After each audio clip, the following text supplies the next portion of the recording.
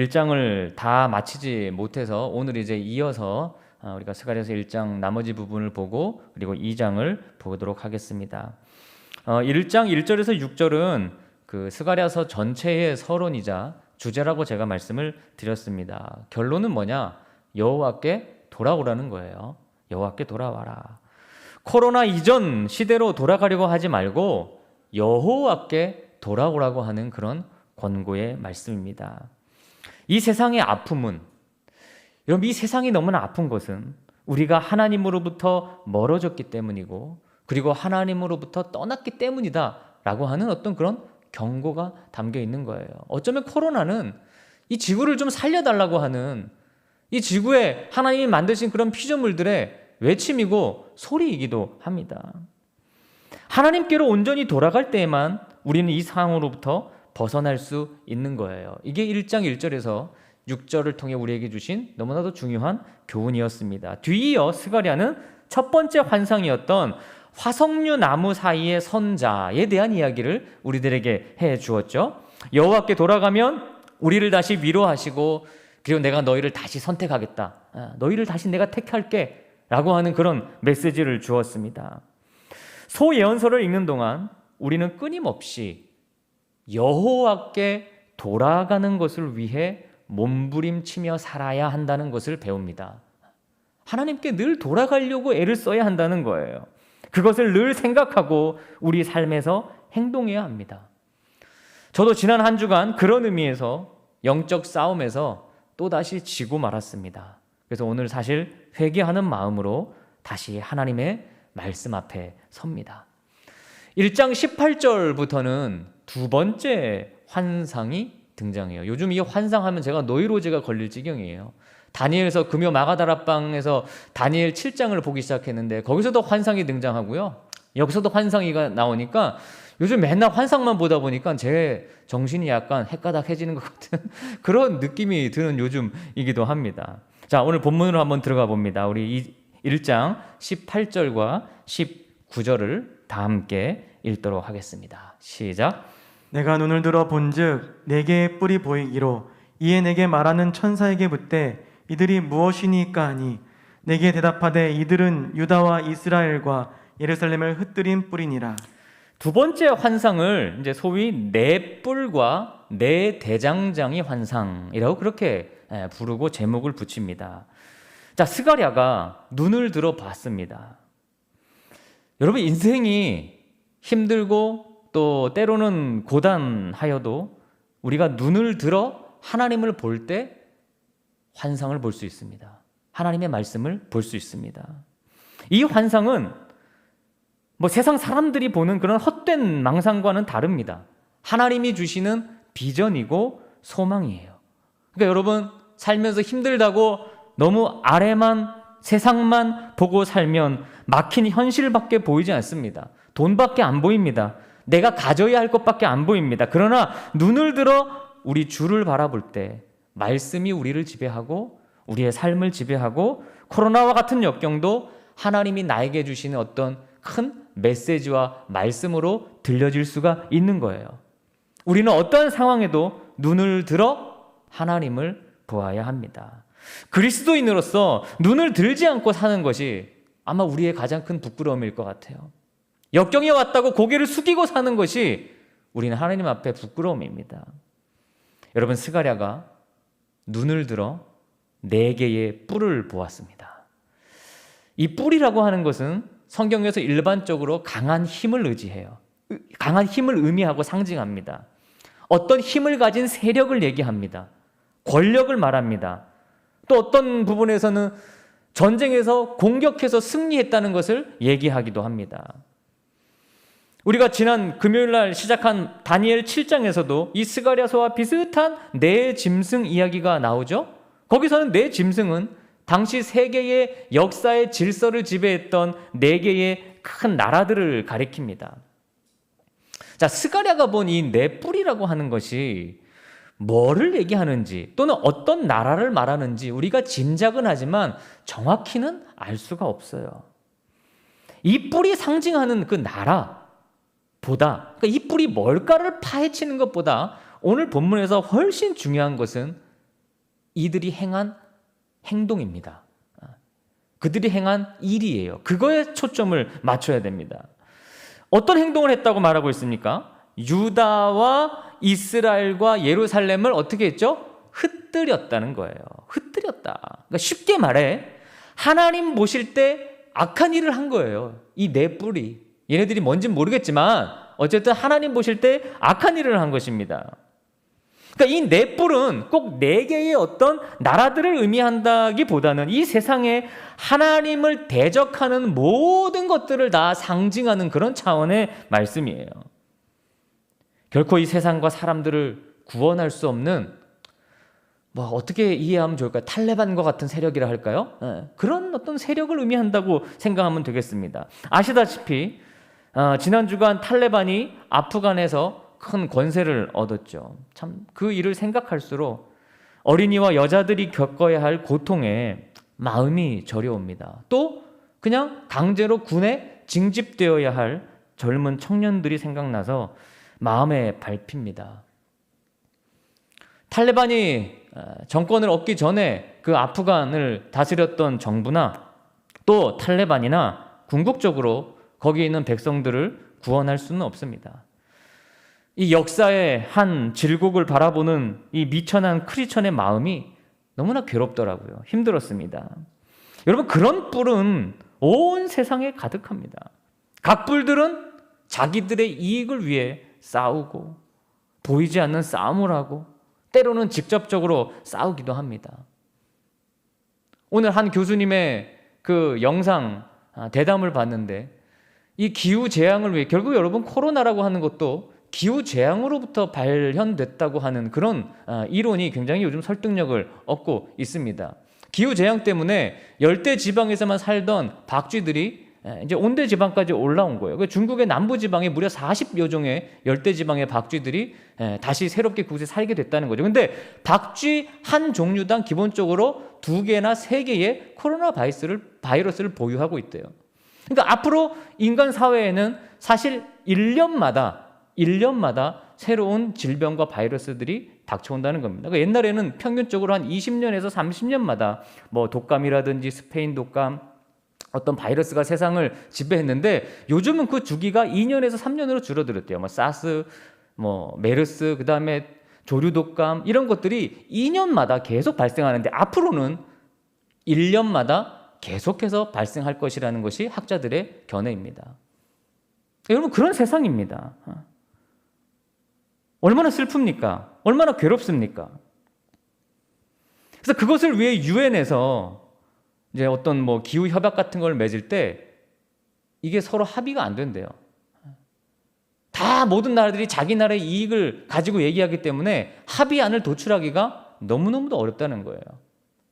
이 세상은 그런 세상이에요. 다 자기들의 뿔을 위해 싸우는 겁니다.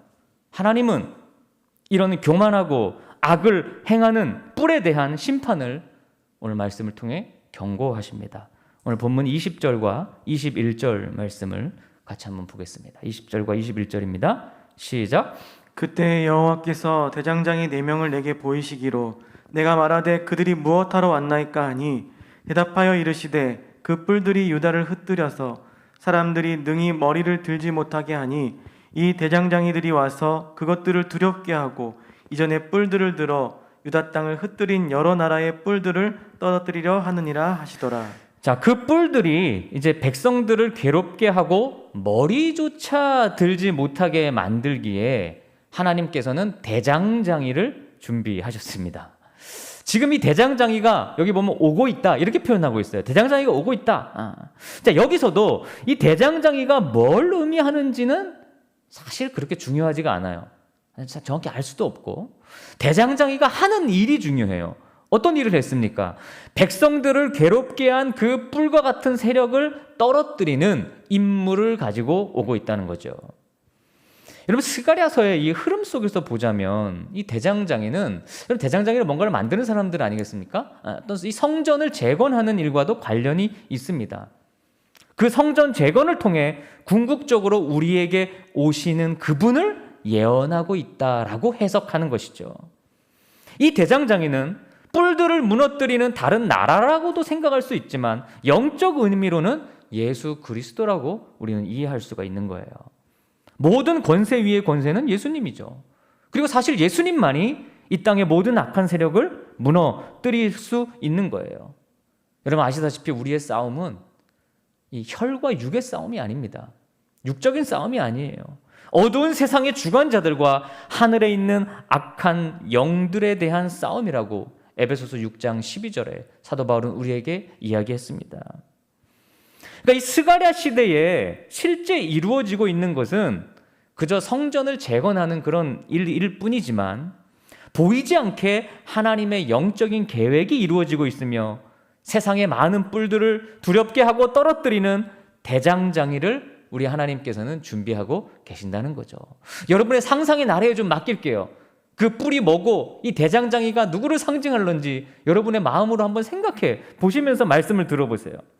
우리 시대에 보이는 것은 기후재앙과 코로나의 고통과 세상의 거센 뿔들이 이 사람들을 세상을 지배하는 일들 뿐이지만 하나님은 당신의 영적인 일을 오늘도 보이지 않게 계획하시고 실행하고 계신다고 하는 사실입니다. 그래서 스가랴처럼 우리도 눈을 들어 뭘 봐야 합니까? 네, 그 이면에 있는 하나님을 바라보아야 하는 것이죠. 이게 두 번째 이제 우리 환상에 대한 이야기였습니다. 자, 그럼 이제 세 번째 환상으로 넘어가겠습니다. 저는 개인적으로 이 세 번째 환상을 통해 정말 많은 위로를 받았는데요. 자, 2장 1절과 2절 말씀입니다. 2장 1절과 2절입니다. 다 함께 봉독합니다. 시작. 내가 또 눈을 들어 본즉 한 사람이 측량줄을 그의 손에 잡았기로 내가 어디로 가느냐 물은즉 그가 내게 대답하되 예루살렘을 측량하여 그 너비와 길이를 보고자 하노라 하고 말할 때에. 세 번째 환상은 측량줄을 잡은 사람에 대한 내용입니다. 이 환상은 우리가 교회를 오래 다니신 분들에게는 그렇게 생소한 환상은 아니라고 여겨집니다. 의외로 성경에 이 측량줄과 관련된 것이 참 많이 등장하죠. 저희가 마가다락방 시간에 보았던 에스겔서에도 이 측량줄에 대한 환상이 거기에 나옵니다. 그 외에도 이스라엘에서 그 땅을 분배할 때 측량줄로 재고 또 나눌 때 측량줄을 사용했어요. 대장장이와 마찬가지로 이 측량줄도 성전 재건과 깊은 연관이 있을 겁니다. 그렇겠죠? 이렇게 측량해서 건물을 짓는 것이니까요. 아직 그 성전과 예루살렘 성이 제대로 진용을 갖추기 전이라 좀 볼품은 없지만 그런데 이 측량줄을 잡은 사람이 와서 측량을 합니다. 이게 환상이에요. 아직 성이 없어요. 아직 성전도 이제 시작했어요. 근데 스가랴가 본 환상에는 측량줄을 잡은 자가 그 모든 것들을 측량하더라는 거예요. 아시다시피 에스겔서에도 등장하는 그런 측량도 눈에 보이는 성전이 아니었죠. 눈에는 안 보이는데 이 측량줄을 잡은 자가 완공될 성전의 모든 것을 측량하는 내용이 에스겔에서도 나와요. 그러니까 하나님의 설계도는 눈에 보이지 않을 때 이미 그려져 있는 거예요. 오늘 찬양을 부르면서 제가 은혜 받았던 것은 하나님이 우리를 모태에서부터 오늘 교동문에 이 말씀이 있었죠. 우리를 모태에서부터 다 설계도로 계획하시고 우리 인생을 준비하셨다는 사실이에요. 그런 분이 우리 하나님이에요. 이미 그림을 그리셨어요. 살면서 참 많이도 우리가 잊고 사는 너무도 중요한 사실입니다.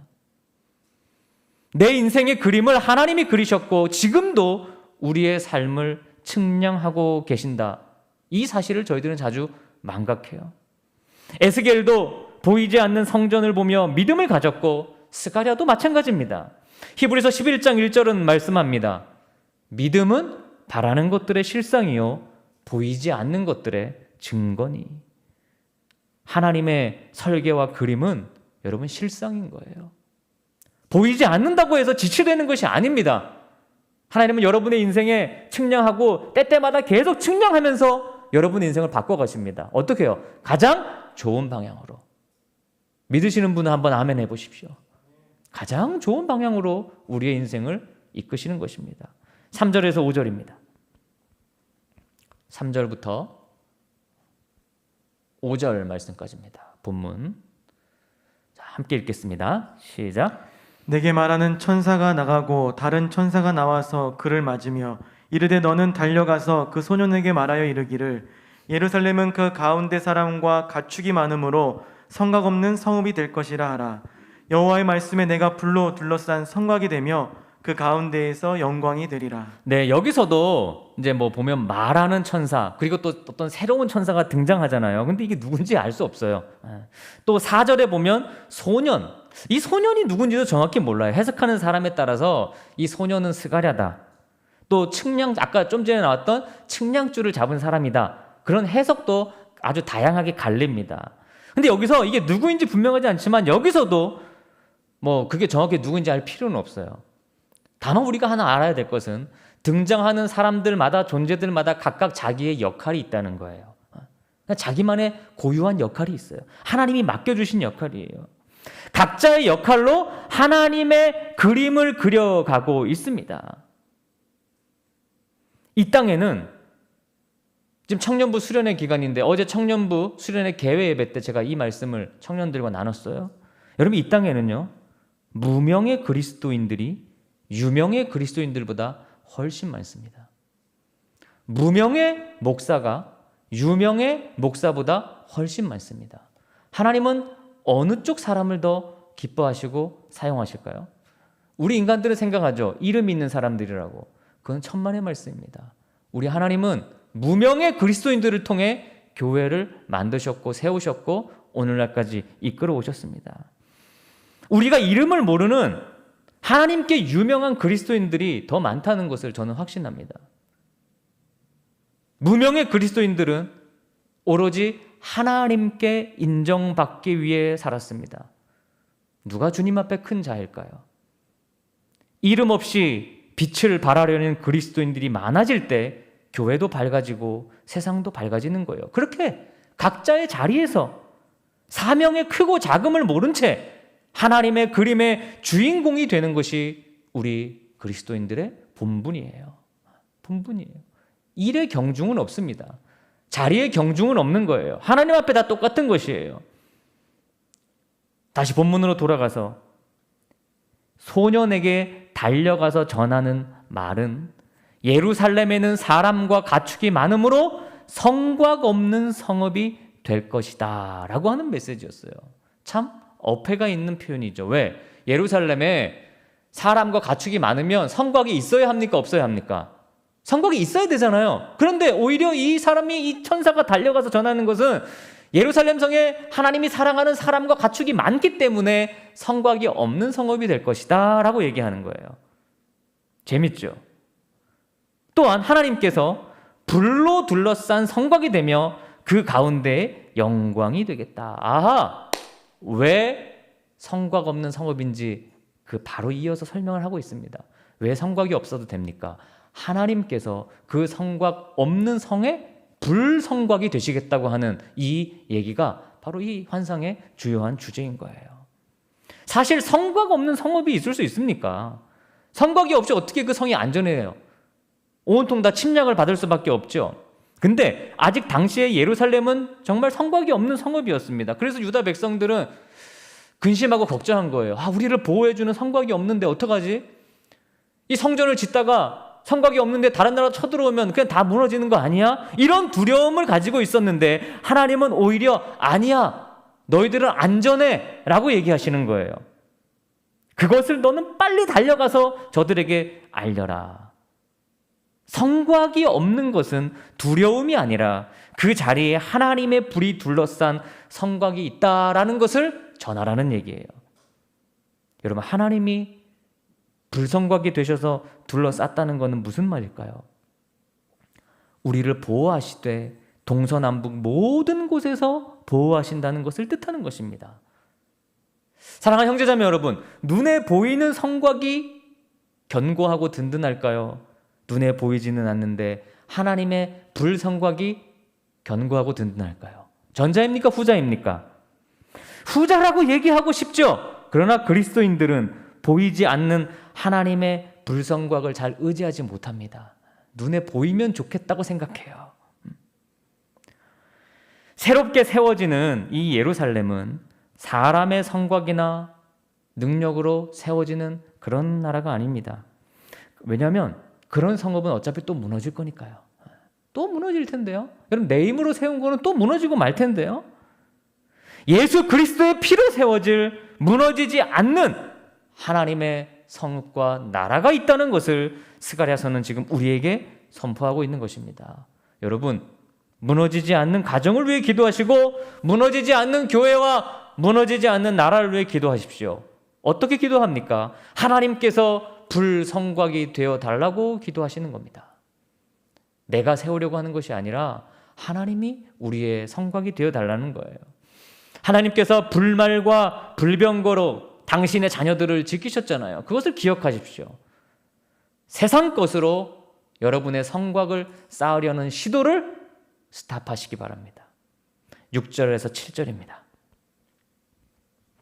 6절과 7절 말씀입니다. 시작. 오라 너희는 북방 땅에서 도피할지어다.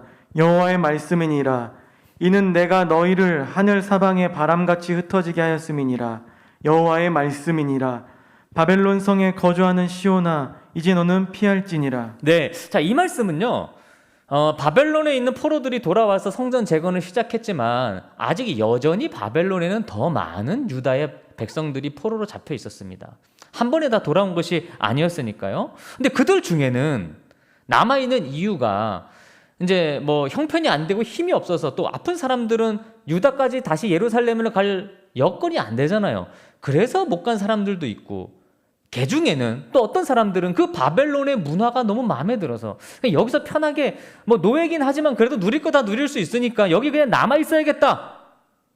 그 바벨론의 문화에 빠져서 버리지 못하는 사람들도 있었어요. 이 본문은 그 모든 종류의 사람들에게 다 주시는 말씀입니다. 과감히 일어나서 도피해라. 유다로 돌아와라. 여러분, 곧 침몰할 배가 있다면 그 배에서 당장 내리라고 해야 하지 않겠습니까? 그것이 그렇게 도피하는 것만이 살 길이기 때문에 당장 뛰어내리라고 얘기할 텐데 마찬가지입니다. 하나님의 새로운 역사를 위해 세상은 변하고 있으니 어서 속히 그곳에서 피하라 라고 하는 주님의 목소리가 여기에 담겨 있죠. 하지만 여전히 바벨론이 자기들을 먹여줄 거고 살려줄 거라고 생각하는 백성들은 끝까지 피하지 않습니다. 노예로 살아도 성곽이 있는 이곳에서 살고 싶지, 저기 성곽도 없는 저곳에 가고 싶지 않다는 거예요. 여러분, 지지난주에도 말씀드렸지만 믿음은 말씀에 따라 행동하지 않으면 아무 소용이 없습니다. 그리스도인은 도피하라고 하는 주님의 말씀에 따라 믿고 도피하는, 그게 그리스도인이에요. 8절과 9절입니다. 8절과 9절 말씀입니다. 함께 봉독합니다. 시작. 만군의 여호와께서 이같이 말씀하시되 영광을 위하여 너희를 노력한 여러 나라로 보내셨나니 너희를 범하는 자는 그의 눈동자를 범하는 것이라.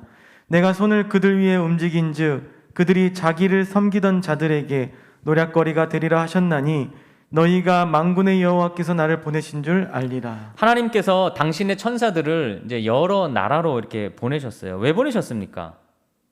지금 읽은 말씀을 잘 읽으신 분들은 그 이유를 언급하고 있는데, 하나님이 천사들을 여러 나라에 확 파송하셨어요. 왜? 하나님의 눈동자를 건드렸습니다. 그래서 하나님이 보내신 거예요. 이 영화를 보면 가끔 이렇게 어떤 상대의 가장 큰 약점, 그렇죠? 또 상대가 가장 소중히 여기는 사람을 인질로 잡잖아요. 그러니까 평소에도 유했던 그런 지도자도 자기의 약점, 자기 사랑하는 가족이 잡히면 아주 불같이 화를 내고 보복하는 그런 우리 영화의 이야기를 자주 보게 되는데요. 어느 누구도 나의 가장 소중한 것을 다치게 하고 싶지는 않은 거죠. 하나님께도 눈동자처럼 소중한 것이 있었어요. 여러분, 눈동자에 작은 알갱이 하나 들어가도 사실 이 눈을 뜰 수가 없고, 그렇죠? 견딜 수가 없잖아요. 막 눈을 비비고. 그러니까 이 눈동자는 너무 예민해서 세심히 보호하고 관심을 가져야 해요. 하나님은 초라한 성전을 짓고 있는 유다 백성들을 그 눈동자처럼 아끼셨어요. 그러니까 우리는, 여러분들 한 사람 한 사람은 하나님의 눈에 넣어도 아프지 않는 존재들이에요. 그만큼 소중하다는 뜻이죠. 너무 소중하다는 거예요. 하나님이 눈동자처럼 아끼는 자녀가 여러분이 맞습니까? 우리를 괴롭히는 것은 하나님의 눈동자를 찌르는 것과 같습니다. 하나님이 특별히 보호하시고 특별히 사랑하시는 존재를 공격하는 것은 하나님의 눈동자에 칼을 찌르는 것과 같은 거예요. 여러분, 이렇게 눈에 먼지가 탁 들어가면 어떻게 해요? 눈을 뜨고 있습니까? 초스피드로 눈이 감기죠. 그렇죠? 탁 눈이 감기고 우리 막 눈을 비비면서 그걸 빼내려고 하잖아요. 근데 하나님의 속도와 정확성은 이에 비교할 수도 없어요.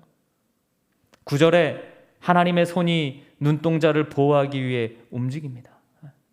여러분, 결과는 어떻게 될까요? 여러분의 상상에 맡깁니다. 사랑하는 여러분, 지금 기도해 보십시오. 하나님, 저를 당신의 눈동자처럼 여겨주셔서 감사합니다. 나를 당신의 눈동자처럼 지켜주셔서 감사합니다. 여러분, 눈을 만질 때마다 이 말씀이 생각나셔서 위로가 되시고 은혜가 되시기를 주님의 이름으로 축원합니다. 우리 마지막 10절에서 13절 말씀 보겠습니다. 10절에서 13절입니다. 시작. 여호와의 말씀에 시온에 따라 노래하고 기뻐하라. 이는 내가 와서 내 가운데에 머물 것임이라. 그날에 많은 나라가 여호와께 속하여 내 백성이 될 것이요 나는 내 가운데 머물리라. 내가 만군의 여호와께서 나를 내게 보내신 줄 알리라.